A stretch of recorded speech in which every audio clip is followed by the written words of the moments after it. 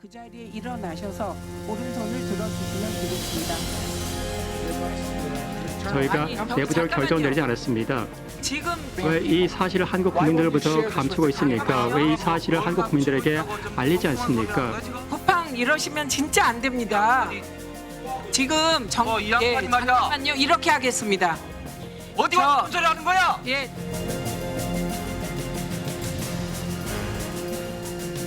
저희가 중국에서 하천에서 답을 보내면서 저희가 뭐 자체적으로 혼자서 자의를 했다고 그렇게 생각하십니까? 김은 청문회를 보았는지 보고 나서 무슨 반응을 했는지 I don't know. I have conversations 모르겠습니다. 네, 모릅니다. with the chairman. 주가가 급락하고 여전히 저에게 Why 답변을 don't 주지 you 않고 want me to 계십니다. speak? 네. You called me here. 그럼 왜 저를 주인으로 Please allow me to 채택하셨습니까? answer your questions. 한번 택배 체험 같이 해보기로 하고요. 적어도 하루가 아니고 일주일 동안 물류센터에서 같이 일해 보시기를 제안합니다. 꼭 같이 해보시겠어요? 네, 함께 배송을 하도록 하겠습니다. 저 역시 몇 번 그러한 경험이 있습니다. 의원님도 원하신다면 같이 해 주시기 바랍니다. 저 170명 확인 어저께 제가 우리 증인한테 물어봤는데 저 숫자 확인하셨습니까? No, I have not had an opportunity to check. I've been here testifying. 아니 밤새 증언했습니까? 이 중요한 걸 그렇게 또 언론을 보면 어떡합니까? Do you think this is funny? 장난하고 있어요 지금? I don't understand why I'm being treated this way. I'm trying to 그게 answer your 답을 해야죠. questions you are asking, and you're not allowing me to answer them. 그만하세요. Please allow me to 또 answer the 시작이야. questions. I just Stop. want to answer them. I told you the answer. I don't know why you're yelling at me. 어저께 책상집에서 나한테 소리 일렀잖아. 예, 경제 소식 좀 짚어보겠습니다. 이윤수 서강대 경제학부 교수 모셨습니다. 어서 오십시오. 네, 예. 안녕하십니까? 지금 잠깐 봤는데 쿠팡이 이게 자꾸 국민 밉상이 돼버렸어요. 그런데 이제 청문회에서도 여러 가지 얘기들이 좀 나왔습니다만은 이제 공정거래위원장도 그렇고 이제 격앙돼 있는 우리 국회의원들이라든지 아니면 이제 지금 이제 조사를 하고 있는 이제 합동 TF에서는 영업정지 얘기가 나오던데 이 쿠팡에 대해서 영업정지 처분이 가능한 건가요? 사실 쉽지는 않을 겁니다. 예. 왜냐하면 이 전자상거래법 상에서 찾아보면 먼저 정보 도용을 해서 이제 예. 지금 유출된 것뿐만 아니라 그 유출된 정보를 이용해서 재산상 손해 발생이 되거나 아니면 그런 우려가 있거나 예. 아니면 이 본인 확인이나 피해 회복에 대해서 무슨 시정 명령을 내렸을 때 그걸 불이행했던 것이 반복이 되고 이게 고의성이 인정이 돼야 되는데 이 개인정보인은 이제 보호법상 이런 것들에 대해서 영업정지 권한이 사실상 없고요. 예. 공정위가 이 소비자 피해를 입증을 해야 하고 그다음에 이것이 이제 실제로 쿠팡 보상과 관련돼서 어떤 그 소비자의 피해가 명확하게 있다라는 것이 이제 입증이 돼야 되는 부분이 있는데 예. 지금 사실 청문회 되는 거 보면은 이게 어떤 면에서는 괘씸죄 같이 되면서 이제 감정적인 부분이 앞선다. 예, 사실은 이게 문제의 원인이 무엇이었냐. 사실 저희가 이 쿠팡에 대해서 생각을 해보면 이렇게 여기서도 되게 버틸 수 있는 이유가 사실 너희 소비자들이 어디 갈 거냐. 우리 결국은 이 새벽 배송하려면 우리한테 있을 수밖에 없다라는 예. 측면을 무시하기 어렵거든요. 실질적으로 중요한 거는 이게 소비자들이 여기에 대해서 굉장히 내 개인 정보는 사실 공공재고 누구나 알고 있지라고 생각할 정도로 우리가 좀 무감각해졌는데 이게 심각한 문제고 이게 제대로 이제 반복이 안 되려면 어떤 면에서는 이게 크게 때리기보다는 이런 것들이 반복되지 않는 법적인 절차나 예. 그다음에 매출과 관련된 보안에 대해서 투자할 유인을 만들어줘야 되는데 지금은 모르겠습니다. 서로 이게 때리고 내가 이게 쿠팡을 더 혼내고 있다라는 데 집중이 되어 있고 실질적으로 어디서 과실이 생겼고 구조적인 통제가 어디서 실패했는가라는 점에 대해서 조사가 이루어져야 되는데 그 점에 대해서는 좀 어떤 청문회 이런 데서 좀 진행된 바가 없지 않는가라는 생각을 예. 좀 하게 만듭니다. 그러니까 좀 이제 감정적으로 다분히 감정적으로 우리가 이제 대응할 것이 아니라 차분하게 정말 어떤 문제 때문에 유통법이라든지 여러 가지 이제 문제점이 노출이 됐잖아요. 그러니까 네. 그런 부분에 좀 차분하게 접근하자. 그런데 이 지금 쿠팡 문제도 그렇고 이 지금 미국 기업이잖아요. 한국 기업이 아니고 예. 그리고 지금 미 국무차관도 그렇고 대변인도 오늘 그 얘기를 했습니다만 지금 한국 의회에서 국회에서 통과된 이제 정보통신망법 그러니까 이제 허위 조작이라든지 이런 거에 대해서 굉장히 중하게 5배 넘는 이제 그런 처벌을 내리는 그런 조항들이 있는데 거기에 대해서 굉장히 우려스럽다라는 이제 표명이 미 국무부에서 공식적으로 나왔단 말이에요. 쉽게 말하면 미국 기업인 구글이라든지 메타, 네. 그다음에 X 이런 이제 SNS를 통해서 이제 우리 한국인들이 많이 이용하는 거기서 이제 허위 조작, 가짜 뉴스 이런 거 흘리면은 한국 정부가 중징계 때린다. 그럼 자기들 미국 기업들 피해 있는 거 아니야. 자칫 쿠팡과 이런 것들이 한미 간의 통상 문제로 비화하는 거 아닌가? 예, 사실 이런 측면에서는 쿠팡이 굉장히 머리를 잘 썼다라고 볼 수 있죠. 사실은 저희가 이제 생각할 때 이 재벌이고 이런 기업을 얘기하면 자꾸 김범수 의장을 얘기하는 것도 저희는 보통 어떤 대기업이 잘못했을 때 이제 사장 나오라는 문화가 있지 않습니까? 예. 이게 그 총수가 누구고 그 회장이 누구라는 것에 익숙한데 김범수라는 사람이 의장인데 이게 쿠팡이 미국 법인이고 법인이기 때문에 사실 그 어떤 뭐 한국에 있는 대표만 나오면 되고 그 의장이 올 필요는 없다라는 얘기를 하는 게 사실 이게 법적으로는 미국의 최상단에 있는 예. 조직이 뭐 의결권은 김 의장이 가지고 있지만 사실은 법인에 되어 있고 그렇게 돼서 법적으로 미국 기업이다라고 보니까 사실 국내에서 어떤 저희가 그동안 재벌이나 아니면은 지주사에다 했던 규제 같은 것들이 적용이 안 되는 문제가 있고요. 예. 그다음에 그 아까 지금 사실 걱정되는 부분이 어떤 미국에서 우리 미국 기업을 좀 차별하거나 아니면 미국 기업에 압박을 주는 것이 어떤 통상 문제가 될 수 있느냐에 대해서도 사실 우려를 하기 어렵기가 좀 해야 되는 부분은 사실 우리가 뭐 우리 스스로도 기업하기 어려운 분위기다라고 얘기를 하고 있는데 가뜩이나 이번 통상에서도 사실 뭐 구글이나 이런 데들이 한국에서 기업하려면 뭐 지도라든가 이런 거 풀어줘야 된다는 얘기를 하지 않았습니까? 근데 지금 우리가 가지고 있는 법들이 아니면 쿠팡에 대한 제재가 미국의 다른 빅테크들이 한국에서 기업을 하는 것을 어렵게 만드는 것이라고 한다면 미국은 뭐 쿠팡이야 사실 대부분의 90% 이상의 매출이 한국에서 나오니까 예. 그 부분에 대해서 신경을 쓴다라기보다도 어찌됐든 간에 쿠팡의 로비를 받았을 때 움직일 유인이 되는 거는 쿠팡뿐만이 아니라 구글이나 뭐 넷플릭스나 다양한 한국에서 활동하는 어떤 미국 기업의 이익에 반하는 것들은 하지 못하도록 미국에서 압박을 넣을 가능성은 충분히 있다고 생각합니다. 그러니까 아주 이제 감정적으로 대응할 게 아니라 아주 신중하게 아주 전략적으로 잘 대응을 해야 될 것 같습니다. 한미 간에 또다시 통상 문제라든지 여러 가지 이제 경제 문제가 불거져서는 안 되니까요. 알겠습니다. 오늘 모신 이유는 사실 올해 경제 전망 좀 여쭤보려고 했는데 이제 앞에 이제 이슈들이 좀 많았습니다.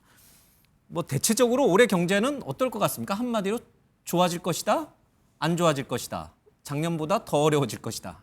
전 초반에는 뭐 지금 올해 하반기에 좀 예. 좋아졌던 것의 효과를 받아서 좋은 결과가 좀 계속 나올 거라고 사실 기대를 하고 있습니다. 특히 반도체 같은 것들의 호황을 받아서 수출이 좋아지지 않았습니까? 그래서 GDP 숫자도 예상보다 올라진 효과를 예. 저희가 다행히 뭐 좀 어느 정도는 보지 않을까 싶은데 근데 그게 예전에 이런 정도의 뭐 저희가 지금 수출을 굉장히 많이 했다, 7천억 불을 했다 뭐 이런 얘기를 하는데 그런 게 있으면 사실 이게 국내로 좀 들어오는 게 예전에 어떤 게 뭐 낙수 효과라고도 불렀고 뭐 전이라고도 되는 어떤 국내 경제도 이제 따뜻해지는 온기를 느낄 수 있었는데 문제는 이제 그런 거가 느껴지기는 좀 어려울 정도로 좀 세상이 좀 달라졌다라는 측면이 있는 거죠. 예를 들어서 반도체 수출하고 자동차 수출했으면 우리나라에서 공장을 짓고 그게 노동자를 고용하는 거였다면 이제는 그걸 수출을 미국에 할 뿐만 아니라 미국에서 공장을 져서 해야 되고 이게 지금 트럼프 들어오기 전에 트렌드도 그랬는데 트럼프 이후에는 그게 더 강해졌다라는 거죠. 그런 측면에서는 달러를 미국에서 벌었을 때 그게 우리나라에 들어와서 쓰일 정도는 확실히 줄어들 거고요. 그런 측면에서는 뭐 수출이 잘 돼도 우리 경제가 어떤 내수에 도움을 주는 정도는 조금 어려울 측면이 있고요. 예. 그리고 걱정되는 부분은 이 환율이 굉장히 많이 올랐지 않습니까? 이게 환율이 사실 지금 우리가 가뜩이나 먹고 살기 힘들다라는 얘기를 예. 하는 이유가 물가 수준이 많이 올랐기 때문입니다. 체감 물가가 더 높아요. 그렇죠. 이거는 우리만이 아니라 미국도 그 K자 이게 우리가 K라고 하면 우리나라의 어떤 좋은 걸 얘기하는데 그게 되게 안 좋은 게 뭐 주식이나 이런 것들은 올라가는데 반면에 물가가 올라가니까 이게 쓰기는 되게 어려워져서 심리도 안 좋고 소비도 안 되는 거죠. 그래서 소비하고 심리는 이제 꺾이는 측면이 있는 건데 이게 전형적인 양극화 현상이 우리나라에도 이게 나타나고 있지만 이게 더 심각하게 될 우려가 있는 게 환율이 오르면 이제 물가가 오르는 거는 확실히 당연하잖아요. 체감될 거고요. 뭐 석유뿐만이 아니라 다양한 데서 이제 물가가 오를 가능성이 있고 그리고 우리가 지금 내년 경제가 회복될 거라는 것 중에서 기대하는 부분이 건설 경기가 지금 5분기에서 6분기 이상 꺾인 적이 우리나라가 없었는데 지금 그렇다라는 거죠. 그런데 건설 경기가 회복할 수 있을까라고 생각을 해본다면 지금 대출을 완전히 틀어막지 않았습니까? 대출이 안 돼서 집을 사기는 되게 어려울 거고요. 그다음에 집을 공급을 하고 싶어도 이게 환율이 굉장히 많이 올랐기 때문에 사실은 이게 건설비가 올라서 수지를 맞추기가 쉽지 않을 겁니다. 그러면 분양을 비싸게 할 수도 없는 상황에서 건설 경기가 회복되기는 쉽지 않을 거고요. 그런 측면에서는 건설 경기 같은 것들에 대한 어떤 내수에서 우리가 당연히 회복해야 되고 적어도 기저효과는 나와야 될 부분들이 예상보다 안 나올 것에 대해서는 좀 조심을 해야 된다고 생각을 합니다. 뭐 GDP라든지 뭐 수출이라든지 외형은 뭔가 좀 굉장히 좋아지는 것 같은데 실제로 내가 체감하는 여러 가지 일자리라든지 아니면 물가라든지 뭐 집값, 주택 가격이라든지 이런 것들은 또 그렇지가 않다. 그래서 좀 어려움이 예상된다. 그래서 좀 걱정이에요. 그러니까 부동산 전문가들 얘기를 들어보면 서울 집값은 올해도 또 오른다는 거예요. 전세값, 월세값도 오르고 공급이 없으니까 뭐 오르는 거야 당연하고 말씀하신 대로 환율에 뭐 여러 가지 영향인데 이거 서민들의 내 집 마련은 점점 요원한 일이 되는 건가요? 이게 서울에서 집을 마련하기는 점점 더 어려워지는 게 맞는 것 같습니다. 이게 사실 이 서울 집값이 말이 되냐라고 얘기를 할 때 이걸 전체 이 서울 집 전체 뭐 그게 뭐 얼마 정도 되겠죠. 몇백만 채를 이 국민들이 지금 나가서 그 가격에 산다 그러면은 못 산다고 생각을 해요. 근데 이게 거래를 워낙 이게 그동안 집값이 올랐고 이분들은 이 가격에 산 건 아니죠. 사실 그분들이 살 수 있을 때 산 거고 어떻게 이제 가격이 지금 이 수준에 올라와 있고 내가 그 집을 지금 살 수 있느냐라고 하면 그 가격에 못 사는 좀 이상한 일이 생긴 건데 근데 워낙 거래 이런 것들이 막혀 있는 상황, 토지 거래 허가제 이런 걸로 막혀 있는 상황에서 실제로 매물이 나오는 집의 숫자는 진짜 얼마가 안 됩니다. 이렇게 매물이 얼마 안 나오는 집을 그러면 살 수 있는 능력이 있는 사람은 사실 줄을 섰다라고 얘기를 해도 뭐 가능하다는 거죠. 그러니까 뭐 예를 들면 어떤 1000채짜리 아파트에 500채를 살 사람은 없어도 거기서 말이 안 되는 가격에 한두 채 나오는 걸 살 사람들이 있는 가격에서는 이게 공급이 워낙 타이트한 시장이기 때문에 이게 말이 안 되는 집값이 유지되는 측면이 있고 그런 측면에서 일반 국민이 이제 서울에서 집을 사기는 점점 어려워지는 환경이 되고 있는 것 같아서 좀 안타깝습니다. 알겠습니다. 하지만 또 주식으로는 재미 보는 사람들이 좀 많아요. 올해 5,000포인트 달성할까요, 코스피 지수? 사실 연말에 그 코스피가 이렇게 올라갈 거라고 사실 예측을 못했을 텐데요. 사실 걱정할 정도로 주가가 올라오는 속도가 되게 빠르죠. 근데 한 가지 이제 긍정적인 것은 사실 지금 미국은 AI 버블 얘기가 나오고 있습니다. AI 이거 사실은 이게 실적이 안 나오면 지금의 어떤 주가가 평가된 정도를 우리가 반영을 못할 수 있다라고 생각을 하는데 사실 4,200에서 5,000을 가려 그러면은 사실 20%가 오르는 거잖아요. 근데 우리나라 주식이 그러면은 평균적으로 20% 오른다라고 하면은 올해 한 해 20% 오르기는 좀 쉽지 않을 수도 있을 것 같습니다. 근데 지금 뭐 정상적으로 경제가 회복이 되고 성장이 된다면 뭐 20%가 뭐 오르는 것이 우리가 예전에는 말이 안 되라는 숫자라고 생각을 했다면 지금은 가시권에 들어온 거는 맞는데 이게 전반적으로 아까 뭐 수출은 잘 돼도 우리는 힘들다라고 얘기했듯이 이게 주가가 오른 것을 보면 삼성전자나 SK하이닉스 이거는 사실 AI 버블과는 다르게 실체는 있어요. 왜냐하면 AI는 수익이 나와 그런지 모르겠지만 이건 반도체를 지금 실체로 팔고 있기 때문에 나오는 거라서는 그 어떤 그 우리가 비중이 큰 반도체의 주식이 오르는 거는 설득력이 있는데요. 근데 그렇지 않은 주식들은 얼마나 올랐냐라고 보면은 개인들은 사실 그 주식들을 안 갖고 있었으면은 이렇게 재미를 많이 못 봤거든요. 그러니까 코스피가 5,000을 뭐 갈 때 가더라도 이게 그 어떤 개인들이 거기서 과연 얼마만큼의 수익을 얻을 수 있을까는 또 다른 문제라고 보는 게 맞을 것 같습니다. 자, 올해 시작이 됐습니다.